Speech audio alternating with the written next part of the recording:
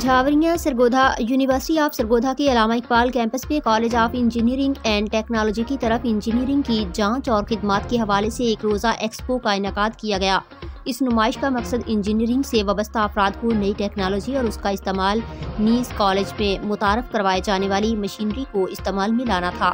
اور اس وقت روایتی طریقوں کی بجائے جدید مشینری بہت ضروری ہو چکی ہے اور ہمیں وقت کے تقاضوں کے مطابق اپنے آپ کو اپ گریڈ کرنا ہے۔ انہوں نے تمام حاضرین کو خوشخبری دیتے ہوئے کہا کہ college of engineering and technology نے اسپین سے 1000 KN کی اسٹیل کے معیار کو چیک کرنے والی جدید مشین متعارف کرائی ہے، اور اب ہمارے کنٹریکٹر اور انجینئرز کو جدید ٹیسٹ کے لیے لاہور یا اسلام آباد نہیں جانا پڑے گا۔ انہوں نے کہا کہ ہم نے انڈسٹری اور اکیڈمیوں کو آپس میں لنک کر دیا ہے، جس کی واضح مثال آج کالج میں ہونے والی یہ جدید ایکسپو ہے۔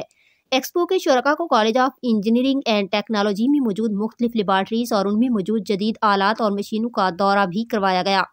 تقریب میں vice chancellor professor doctor Mian Ghulam Yasin,